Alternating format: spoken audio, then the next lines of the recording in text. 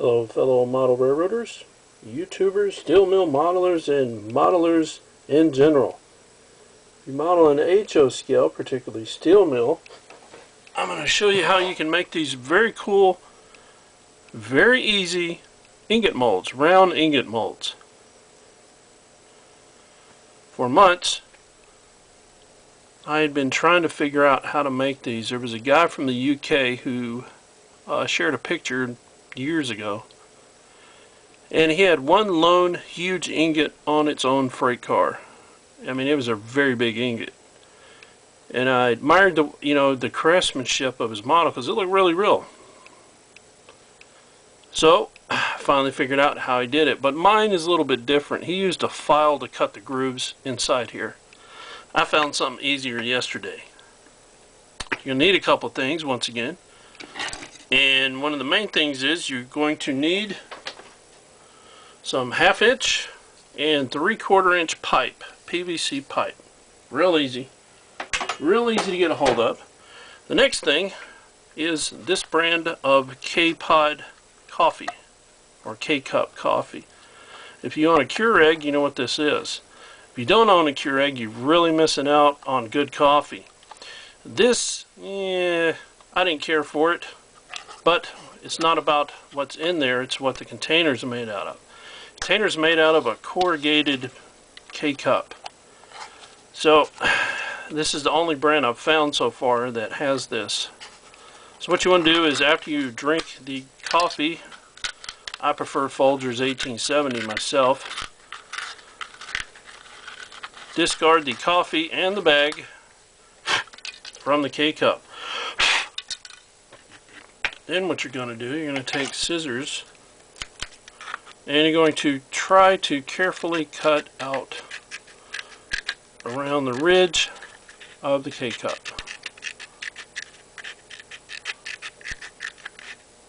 Ah, man.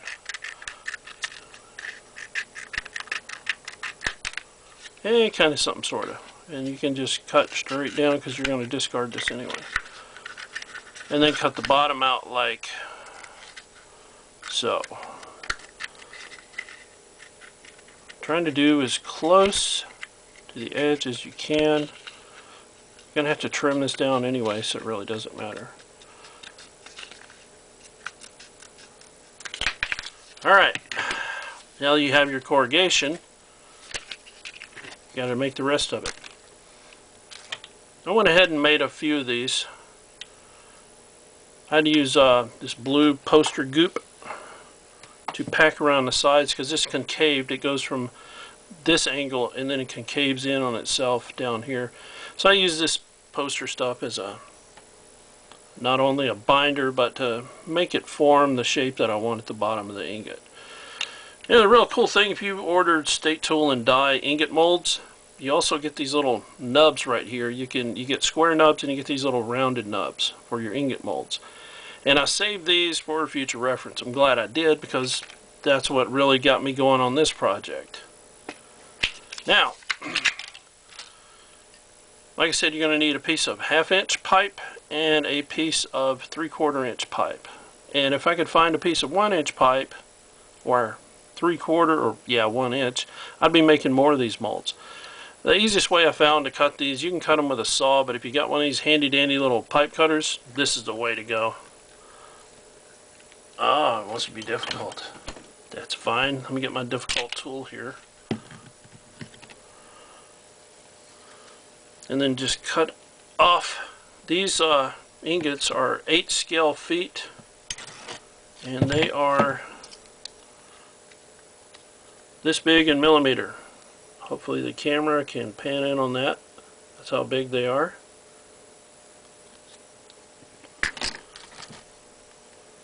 And you just cut your 8-foot pieces.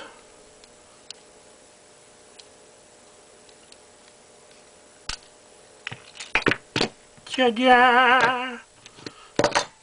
Alright. Now here comes the easy part. Well, not really easy. You got to kind of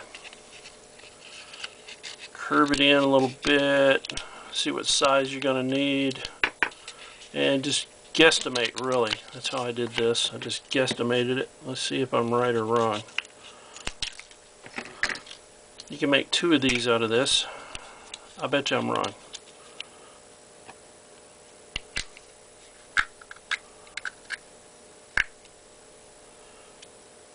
Well, I have to cut it down some, but you get the general idea. Roll it up until both sides touch like that. And I use a piece of Scotch tape to keep it when I get it the correct size I want. So I'm going to trim this again. Yeah, I'm going to go with that. And you got to remember this is concaved. You see the shape of it right here.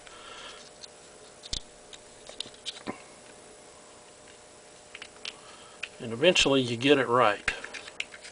And once you do get it cut down to the appropriate size, push it all the way in the pipe and then take a pin and trace the excess so you can cut it off with scissors.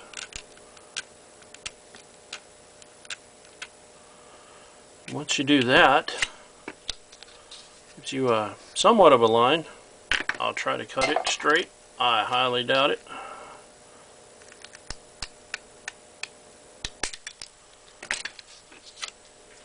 Then I'm going to take some more off this. And we'll see if it fits now.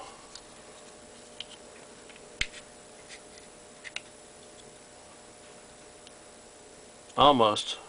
Almost only counts at horseshoes and hand grenades.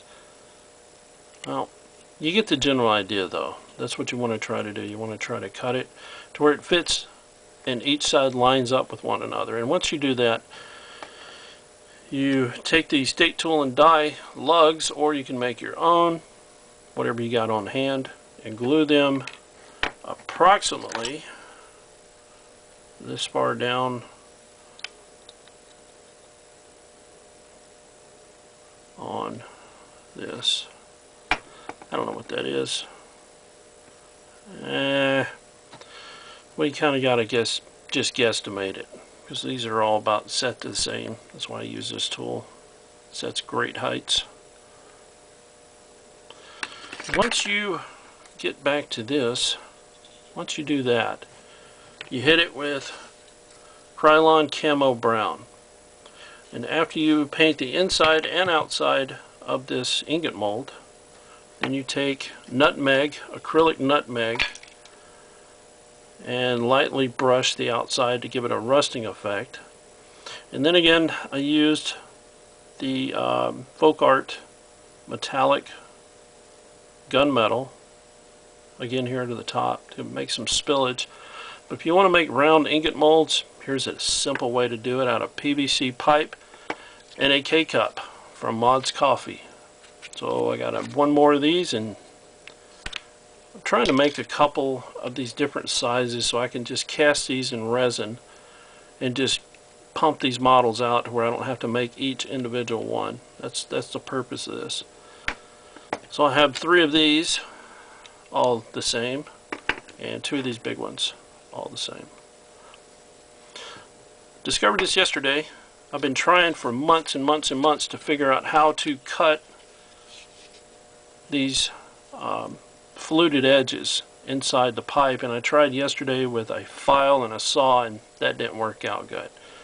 And then I went and got a cup of coffee, got down to the bottom of the box, picked up this Mauds container, made a cup of coffee, and then bingo, the light bulb came on.